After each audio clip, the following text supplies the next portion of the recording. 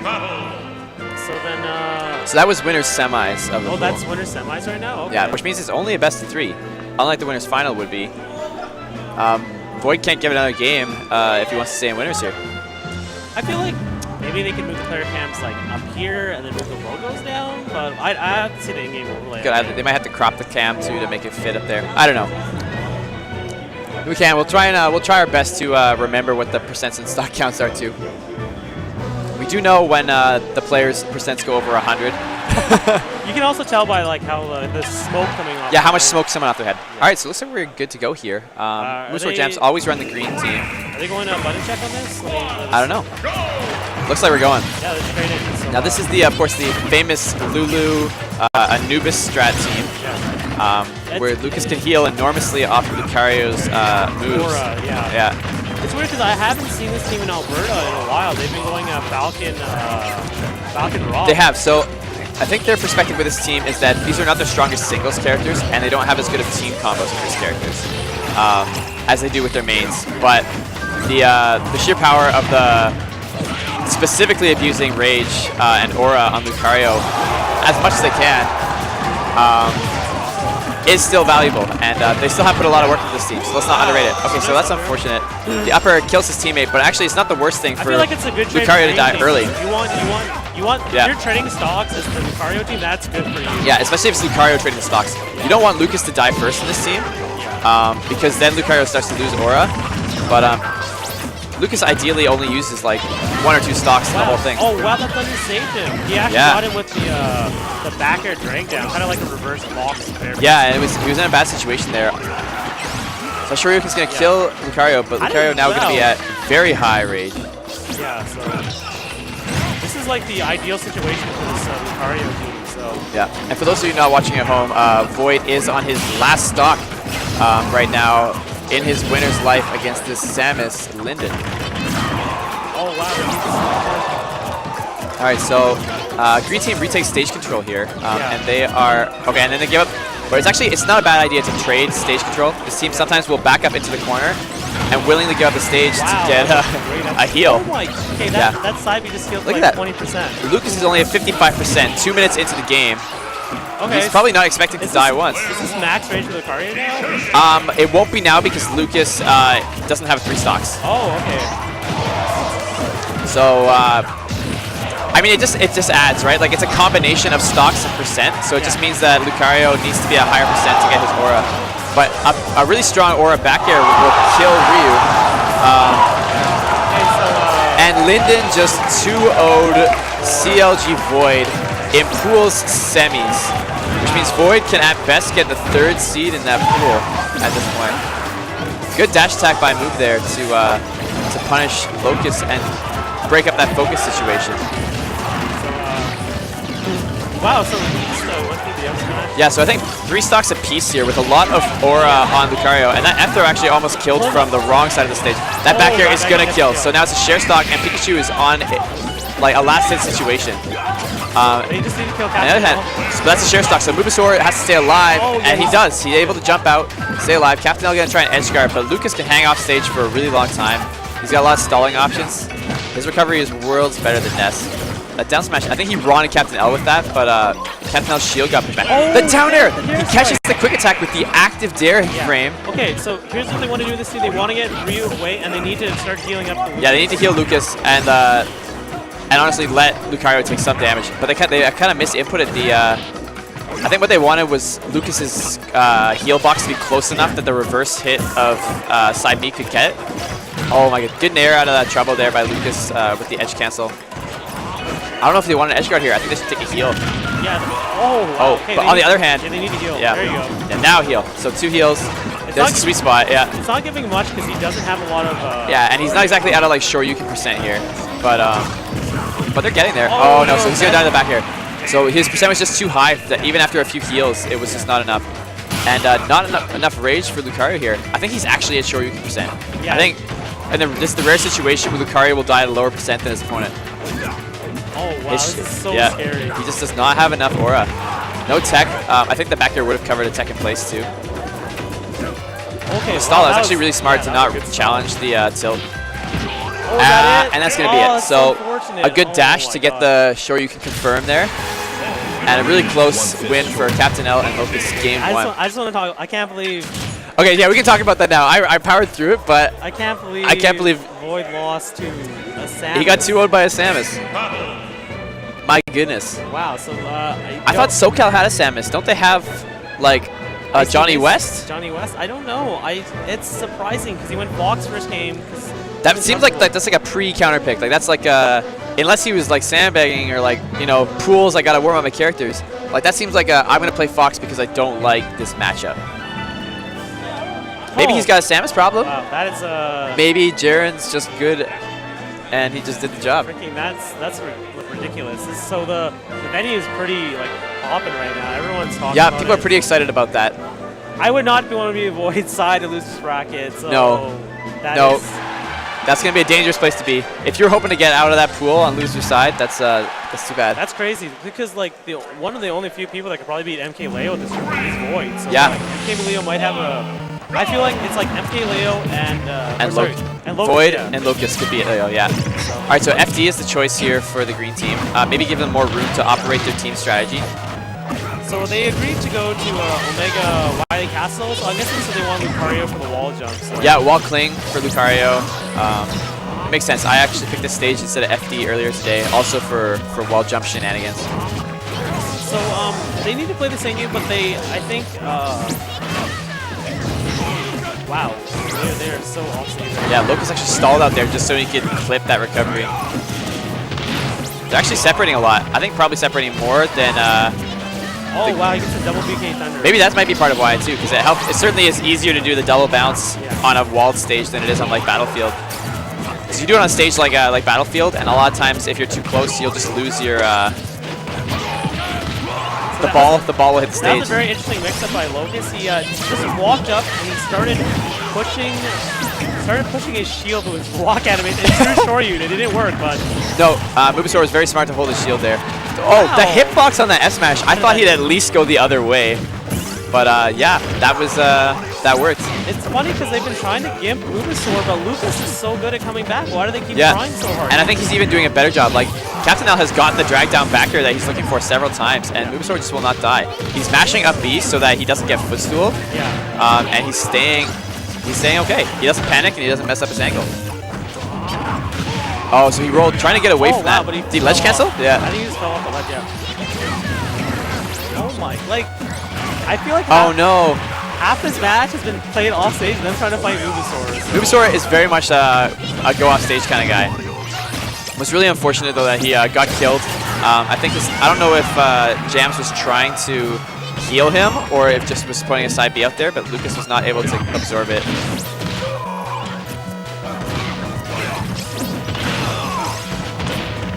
Great pressure by Moose on edge right now. He's doing a really good job. He's doing a good job. They gotta get rid of Locus' last stock though, because if they do that, it's a pretty even situation. But as it is right now, they are falling behind.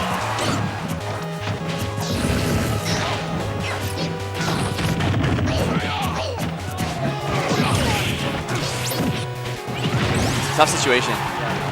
So Green Team, yeah, they just want to kind of stock tank because they really need... Can he do this? Yeah, that back throw will kill. So Lucas always has a throw option. Really great options at a grab. Oh, and he does get spiked, so that's... he's got to use that last stock, which of course Jams would have preferred to use, but Jams can still live for a long time.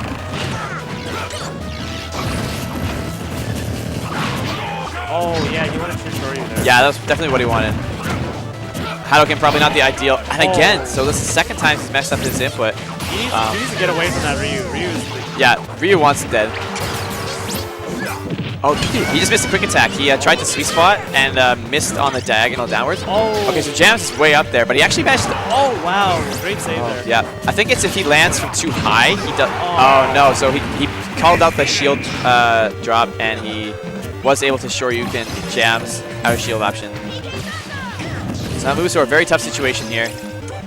Trying to get the edge guard, but Pikachu is not an easy character to gimp either. Oh, that's unfortunate. Yeah. You can't even, like, at that point it's over. So, a good effort. They're really competitive in both games, but not able to take down a team of some of BC's strongest players. Arguably BC strong. Yeah. The only player Is this 1-3 or 2-3? What is? It's 2-3. Yeah. 2-3. So Big D, the #1 player in BC. So we got Alphicans now playing against Diddy Kong and opting to go with Little Mac. Back on stream. That is crazy. How did Void lose? How did Void? You know, we didn't see most of it, but I can't wait to. I'm gonna watch those VODs. I'm gonna have to watch it. So.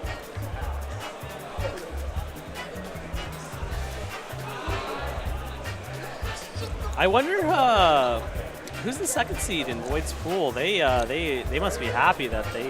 They'll be happy if they can beat that Samus. Yeah, that's true. That Samus is looking pretty good. So.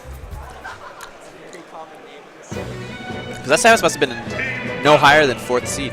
Yeah, 4th seed, maybe even lower. They could have beaten the 4th seed. Could have easily been the 5th, maybe the 8th. We saw Daya, the 12th seed, run through 5 and 4 and almost upset Locus. So there is no guarantee that underseeded players here are free.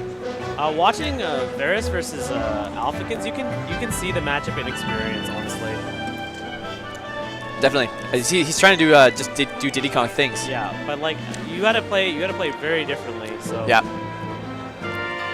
understanding just how hard to interact it is with max grounded. I like options. watching Alphicans. He's literally just throwing out smash attacks now. It's like he doesn't even care what's happening in neutral. So some of things like they're really hard to punish those smash attacks out of shield. Yeah. If you try to, you'll often just run into another one.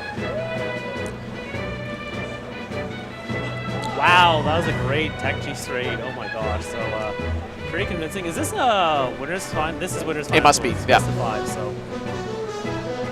Let's see what's next on stream. Hopefully we can get something, guys.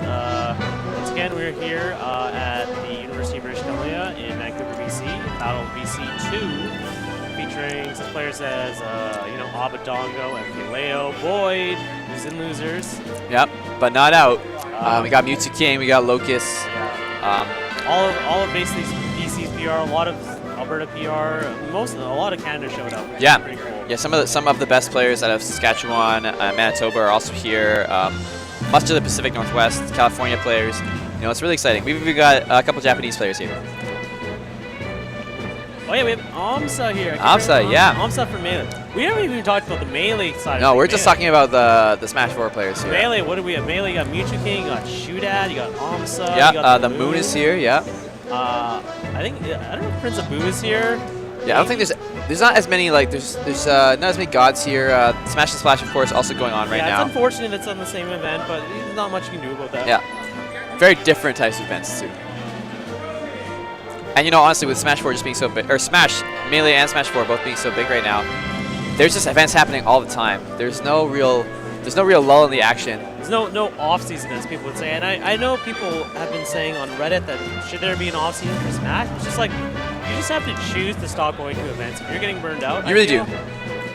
Like, I don't think you're necessarily at risk of being really underseeded if you just don't go to things. Like we saw that when Zero disappeared for 6 weeks or something last year, he came back to get my level, and he was still the first seed. Now, of course, that's Zero, and he's maybe an exception, but I think if you're the best player and you feel like you need time for the benefit of your play and for your own stamina, I don't think it's a terrible idea. You know, the only events people really feel like they need to go to are EVO, maybe CEO, Genesis. and the 2GC Saga. Yeah. You know, if you want to qualify for the oh, you're talking about the championship. What's left this year? Okay. Yeah. I can respect that. But hopefully, if you're burnt out, you know, there's not. While people love to see you at events, don't have to come. Yeah, it's all about treating yourself right with your personal health and your mental health, of course. So and it can almost be seen as a benefit. There's events happening all the time because it really lets you, pick and choose. You know, you can skip something, and you can go to the next thing. It won't. You won't have to wait. You're not gonna feel bad. You're like, oh, I missed Evo, but there's still gonna be big tournaments. Yeah, Evo's not even the end of the season this year. There's stuff all summer. Evo's definitely the spectacle tournament. I don't even know if it's the most prestigious tournament for Smash. For Melee, it's still, I think, it still is, but Genesis is getting up there. Definitely. Genesis has been huge. But Evo is definitely the most mainstream of all the tournaments. It gets the most coverage out of everything. I saw an advertisement for Evo when I was at the movie theater yesterday. Oh, before the movie. I've seen that advertisement too. Yeah. And like it was on ESPN last year. It'd be interesting, you know, with Smash 4s on the main stage day this year. That's pretty. I love Melee too. I wish they could be both on, but I understand. It is. You understand? Like there's only where they only got like 4 or 5 main stage slots, and they're trying to represent games with a little bit more variety. And while Smash 4 and Melee seem very different from our point of view as Smashers, to a Street Fighter player or a Tekken player, they're going to look like very much the same game, at least to a certain extent, at least on the surface. But it just sucks because I feel like Melee always, Melee always brings the hype. Melee, like Melee is fun to watch. You can't deny. That Armada Hungry Box Grand Final set, that was last ridiculous. Evo. Yeah, the tournament winner ledge jump right at the end.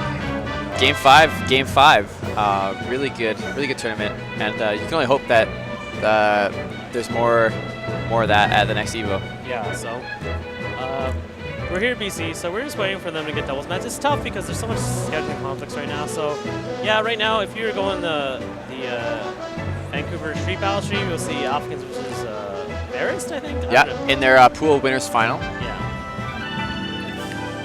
Pyreeze starting to adapt to this Mac. He did bait out a KO punch a second ago and get a kill, but I know that Alphicans has a lot of matchups against Diddy because I feel like everyone goes Diddy versus Mac because they figure like I can just body Mac with Yeah, Banana better frame data. Well, actually, to be fair, Mac has very good grounded frame data. So yeah.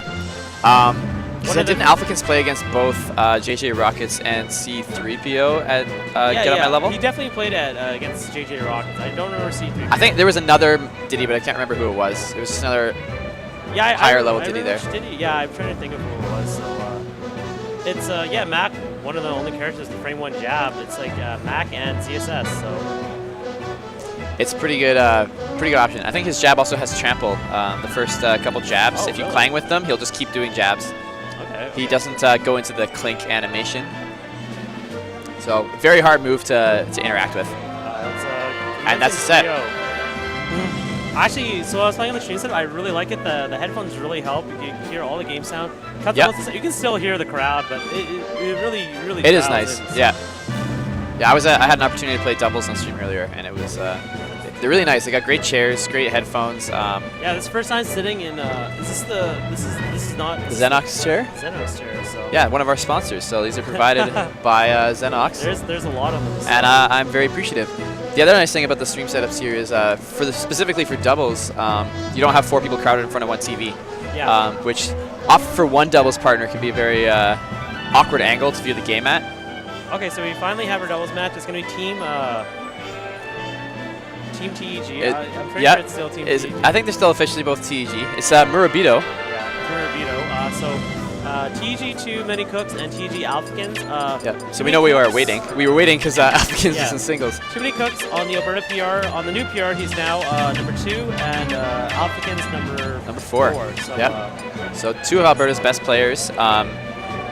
And a consistent, powerful team in Alberta, too. Yeah. They've been stacked together. They kind of used to rotate between the 2 of them and Exodia and team in a lot of different combinations, but now I think they're definitely...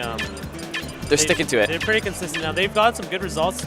I think they went to... I forget which Saga they went to. They went to Saga, they got like 9th. It was pretty good. Yeah, didn't they go really close with... I think it was Elegant and Aardvark. Elegant and Aardvark, who ended up placing really high. Yeah. And yeah, it's pretty good, so...